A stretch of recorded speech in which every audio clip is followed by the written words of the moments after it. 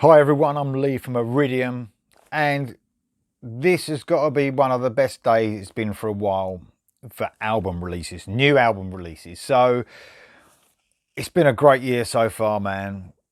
This is going to be one of the best years I think we're going to get for rock and metal releases. We've already had Toddler Tora, we've had Wet, we've had New Accept album. You know, it's been fucking good so far, but today we've got, which could possibly be one of the best days for releases. So, free, look, I talk about the Frontiers releases, you know, a lot. I talk about the Frontiers label in general, what it gives us, you know. Not everything that comes out of Frontiers is, you know, brilliant. They do lots of different stuff. But they have got some brilliant artists on their label, as you know, as you guys know, and I cover so much of their music, you know, because so much of it appeals to us guys into melodic heavy rock and metal. Not to take anything away from other labels, there's some great bands on other labels as well, but today you get 3 releases from Frontiers, and I'm going to review all 3 of them. The first one being Inglorious, We Will Ride. So today, in case you're watching this video a lot later, is the 12th of February, which is the day we're going to get these 3 releases, obviously, all out today. This is the first one I'm going to talk about. So Inglorious, We Will Ride is the album, 4th album. They're trying to explain the type of music it is, to let everyone know. Classic rock, sometimes bluesy. Definitely that late 70s and early 80s sort of sound. If you're gonna, you know, compare them, White Snakey sort of, I suppose, something like that, sort of that White Snake feel, but probably a bit heavier. So let me run through the guys in the band first. You've got Nathan James is the vocalist. Now, he's got an absolutely outstanding voice. Going to be doing some stuff with Michael Sweet very soon as well, to let you guys know. You probably know anyway if you're Michael Sweet fans. You've got Danny Dela Cruz, Dan on guitars, Dan Stevens on the guitars, and Vinnie Cola on the bass. All those 3 guys are new members of this band. They're brand new on board, so it's a big change for the band, this album. You've got Phil Beaver on the drums and Rob Lindup on the keys. This is produced by Ramesh Gogandula. I think I pronounced that right. Everyone knows how bad I am at pronouncing names, so I apologise for that. So I really liked the first Inglorious album. I thought it was great. What really turned me on first of all to that album was when I first heard Nathan James's voice, and I thought, wow, man, this guy can really sing. He can really hit some heights. So powerful. Got a bluesy side to his voice as well, like a soulful voice, but then he can really hit some rock, heavy rock heights. And the album, I thought it was good. I didn't like the second album. I just thought it didn't show, if anything, it showed a lack of energy, a real lack of energy. And I touched upon the third album as well and felt the same thing. So I wasn't actually going to review this album. And then I think I put a comment under a YouTube video about, you know, I think this guy should be in a better band, blah, blah, blah. It was under one of their new videos as well, you know. I suppose I wasn't listening. I was probably not expecting much. And then a fan obviously wrote back and said, look, this is going to be a great album. The introduction of those 3 new members especially is going to be something special. So I thought, well, you know what? I'm furloughed, I'm off work. I'll download the album, I'll Spotify it this morning and have a listen. And man, I'll tell you what, I'm surprised. I am. It is so much, I actually prefer it than the debut album. And I'll tell you why. The biggest win on this album, and obviously you've got some amazing musicianship on this album. The vocalist is just amazing. The new guitarists are absolutely outstanding. And the guys who've been in the band for a while, which I believe is the drummer Phil Beaver. I'm not sure about the keyboardist Rob Lindup. I think he's been with them as well. They all make brilliant contributions to this album, but those 3 new members seem to have injected some sort of, like, you know, energy into this band, and you can feel it. You can feel it in, and the songwriting now is so much better. It almost felt on those second and third albums like they were sort of, the songs melted into each other and they didn't really go anywhere. But on this, you've got some more experimentation. The songs sort of have got their own identity, and I love that. I think it's brilliant. And this was such a great listen because I wasn't expecting what I heard. So, I mean, to tell you the truth, there's still a few songs on it that fall into them albums that I was talking about, those second and third albums. There's only a couple though, but the rest are just outstanding. So the production as well, man, it's great. You know, I always talk about production and the way that an album's mixed, and you find now, you know, across all labels, you get this, I don't know how to explain it. It's like a wall of sound. You can't pick out the instruments. You know, the guitars are layered and layered and layered until you can't hear the melody properly. That ain't not the case on this. This is a great production. Let's just get that out of the way. It's thumping. It's just where it's want to be. The guitars are up in the mix, just how I like them. They're crunchy. It's a great sound across this album. So let's run through the album track by track. First, I think this was the first single. It's definitely a single, She Won't Let You Go. Really cool groove to this. Good opener. Very catchy pre-chorus and verses. You know, they are my favourite part of it. Solo, this guitarist is outstanding. I don't know which one is doing the guitars. They might swap about, but whoever it is, he's outstanding on the guitar. And of course, the vocals from Nathan James are just brilliant. I think this is the one that I didn't really listen to properly. And sometimes that's shit, that, isn't it? Especially from someone like me who should be listening to everything. I think when I've just turned it on in the background, I just had, you know, expectations like, oh, another Inglorious album, what's it going to be like? And I didn't really listen to it properly, and that's my fault. I wish I had, but I have now, and She Won't Let You Go is a brilliant opener, real rocker.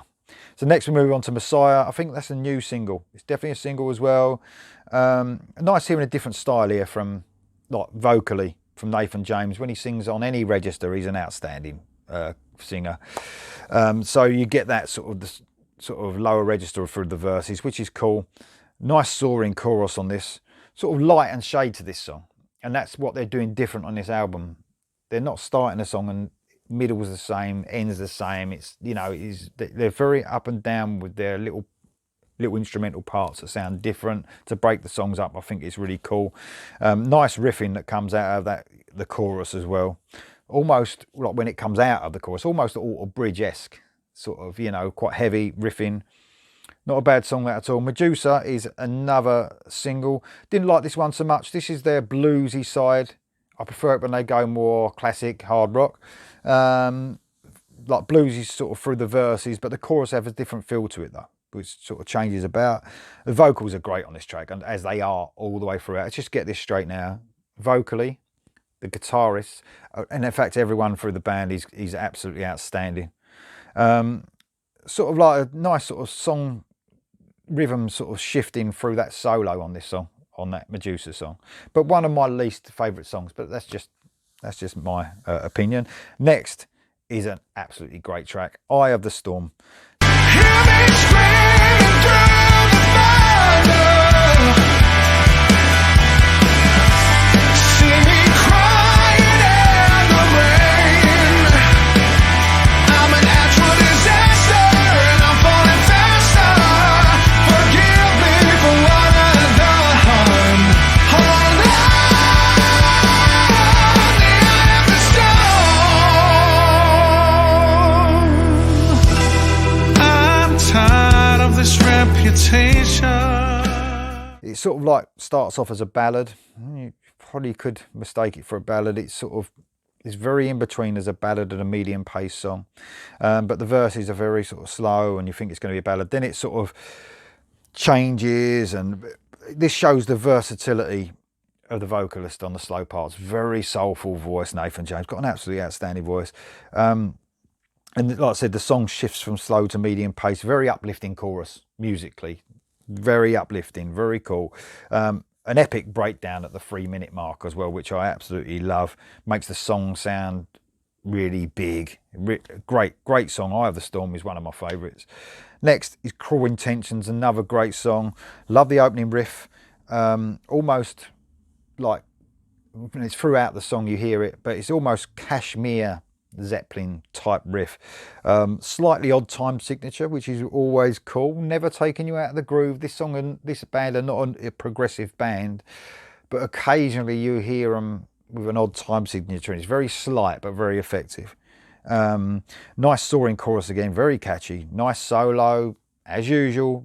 Really a lot of emotion in this solo, and man, it's sort of the rhythm slows down and it gives the sort of the guitarist time to breathe and do a real cool emotional solo. That's a great song, that. Next up we have My Misery. So another bluesy type song. Again, I'm more of a fan of their classic rock type stuff, but it's quite cool. It's like a ballad, but with heavy parts in it. Piano running through parts of the song as well, which is quite cool. Next up we have Do You Like It? Probably my least favourite on the album. A bluesy rocker again, riff heavy. This would be really good at live shows, actually. I was imagining it when we actually fucking these bands get on the road. More of a straightforward sort of rock song, this. It's not a bad song, but it's probably my least favourite. So, but then we get a couple of brilliant songs, and the first one being He Will Provide. We fan the flames, we turn the tides, the people run, the children hide. We're waiting for Heavenly Father to rise, and He will burn the sky tonight.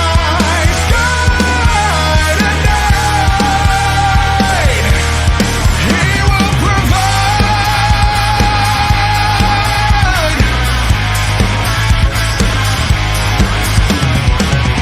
His mantra must not cease. Has a different sort of vibe to this. I really like it. It's almost doomy in parts, in the verses, with the vocals as well, almost Alice in Chainsy. This is where I love it, where they use more experimentation, doing different stuff. Some nice twists and turns in this one. A cool, quiet part at the 2.5 minute mark. A very cool track. He Will Provide. Very good indeed. And then we move to another great track, We Will Meet Again. Why should I do what must be done? If nothing matters in the end, and when my curtain starts to fall, please tell me we will meet again. My light's gone out and I must go. Please tell me we will meet again. So this is like, the guitar melody in this one is outstanding, sort of opening up the song, and then you hear it throughout the song as well.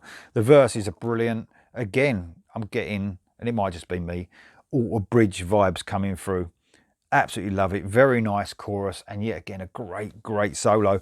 Forgot to say, and He Will Provide, some excellent little bit of twin leads parts coming in and out, and that song in general had a real sort of in that solo especially, had like a Middle Eastern type vibe, which I love in metal. That's brilliant. So 2 great songs there, He Will Provide and We Will Meet Again. Probably the highlight of the album for me, those 2 songs, track 8 and track 9. Next up we have God of War.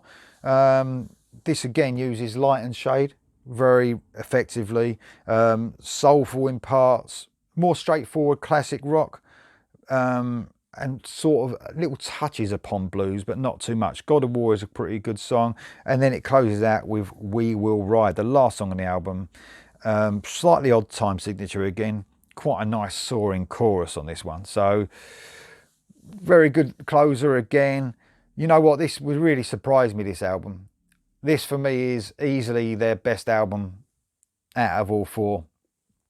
I'll just pick this one up. Very good. Available now across all platforms, I believe. Spotify, obviously all the usual like CDs and albums, I believe. But recommended from me.